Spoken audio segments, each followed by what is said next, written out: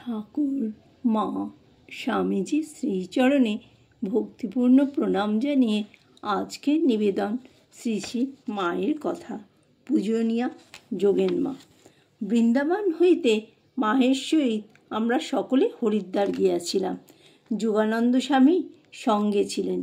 পথে রেলগাড়িতে যোগেন মহারাজের ভীষণ জ্বর হয়। আমি তাহাকে বেদানা খাওয়াইতেছিলাম। মা দেখিয়াছিলেন আমি যেন ঠাকুরকেই উহা খাওয়াইতেছি।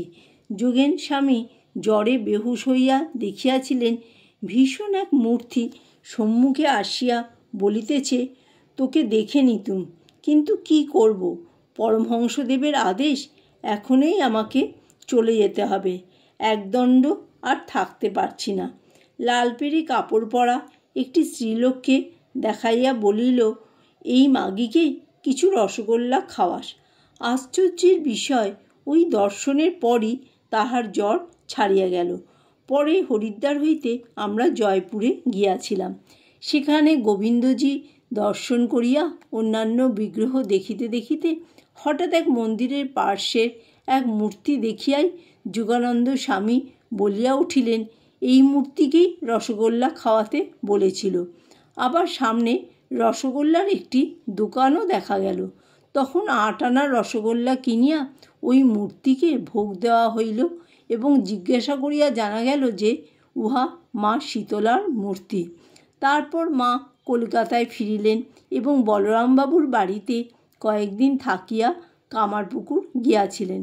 সেখানে প্রায় 1 বৎসর থাকিবার পর ভক্তেরা তাহাকে বেলুড়ে নীলাম্বরবাবুর ভাড়াটিয়া বাড়িতে প্রায় 6 মাস আনিয়া রাখেন। পরে কার্তিক মাসে ভাড়া বাড়ি ছাড়িয়া কলিকাতায় বলরামবাবুর বাড়িতে 2-1 দিন থাকিয়া মা শ্রীক্ষেত্র যাত্রা করিয়াছিলেন। কলিকাতা হইতে চাঁদবালি বড় জাহাজে, চাঁদবালি হইতে কটক ক্যানাল স্টিমারে এবং কটক হইতে গরুর গাড়িতে পুরী যাওয়া হয়। শরৎ, রাখাল মহারাজ, যোগানন্দ স্বামী প্রভৃতি মায়ের সঙ্গে পুরী গিয়াছিলেন।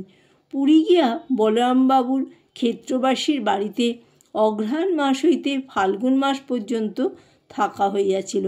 সামনের রোয়াকওয়ালা পাকা ঘরটিতে মা থাকিতেন। ঠাকুর জগন্নাথ দেখেন নাই বলিয়া মা কাপড়ের ভিতর ঠাকুরের ছবি লইয়া একদিন ঠাকুরকে শ্রী শ্রী জগন্নাথ দর্শন করাইলেন। জগন্নাথ দর্শন করিয়া মা বলিয়াছিলেন, জগন্নাথকে দেখলুম যেন পুরুষ সিংহ রত্নবেদিতে বসে রয়েছেন, আর আমি দাসী হয়ে তার সেবা করছি।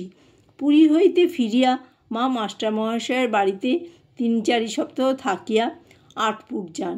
সঙ্গে বাবুরাম, নরেন, মাস্টারমহাশয়, সান্যাল আরও সব ছিলেন।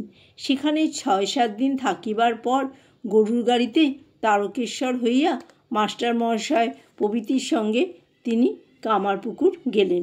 কামারপুকুরে প্রায় 1 বৎসর থাকিয়া দোলের পূর্বে মা পুনরায় কলিকাতা আসেন এবং মাস্টারমহাশয় কম্বুলিয়াটোলার বাড়িতে মাসখানেক থাকেন। তারপর বলরামবাবুর শেষ অসুখের সময় তাহার দেহত্যাগকাল পর্যন্ত তিনি বলরামবাবুর বাড়িতে ছিলেন।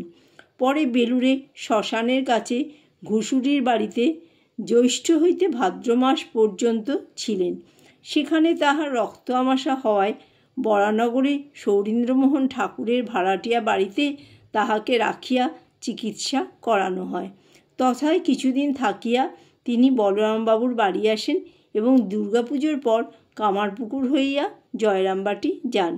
তারপর আষাঢ় মাসে বেলুড়ে নীলাম্বরবাবুর ভাড়াটিয়া বাড়িতে আসেন ও পরবর্তী মাঘ ফাল্গুনে কৈলোয়ার যাইয়া 2 মাস তথায় থাকেন। কৈলোয়ার হইতে তাহার মাতা ওই ভাইদের সহিত মা পুনরায় কাশী বৃন্দাবন গিয়াছিলেন। সেখান হইতে ফিরিয়া মাস্টারমহাশয়ের কলুটোলার বাড়িতে প্রায় 1 মাস ছিলেন। তারপর দেশে যান। এবার দেশ হইতে ফিরিয়া বাগবাজার গঙ্গার ধারের গুদামওয়ালা বাড়িতে 5-6 মাস ছিলেন। এই বাড়িতে নাগমহাশয় মাকে দর্শন করেন। পুনরায় দেশে যাইয়া প্রায় 1.5 বৎসর পরে মা ফিরিয়া আসিয়া গিরিশবাবুর বাড়ির সামনের বাড়িতে থাকেন। এই বাড়িতেই নিবেদিতা মায়ের সহিত প্রায় 3 সপ্তাহ বাস করিয়াছিলেন।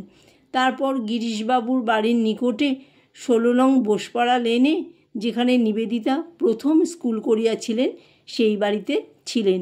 ইহার পর বাগবাজার স্ট্রিটের বাড়িতে আসিয়া তিনি থাকেন। সেখানে শরৎ মহারাজ ছিলেন। তারপর মা দেশে যান। পুনরায় গিরিশবাবুর বাড়ির দুর্গাপূজা উপলক্ষে কলিকাতায় আসিয়া বলরামবাবুর বাড়িতে ছিলেন। দেশে ম্যালেরিয়ায় ভুগিয়া মা তখন খুব রোগা হইয়া গিয়াছিলেন। পরে আবার দেশে গিয়া উদ্বোধনে নতুন বাড়ি হইলে তথায় আসিয়াছিলেন।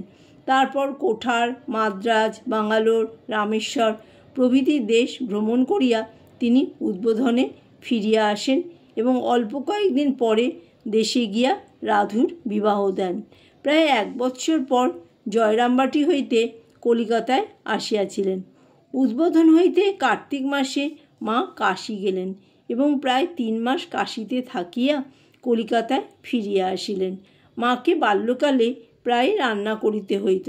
তাহার মাতা বিশেষ কারণবশত যখনই রান্না করিতে পারিতেন না, মাই তখন রান্না করিতেন। মা বলিতেন, আমি রাঁধুম, বাবা ভাতের হাঁড়ি নামিয়ে দিতেন। ইদানিং আত্মীয় স্বজন ও ভক্ত সেবাতেই মায়ের কাল কাটিত। জয় মা শারদা।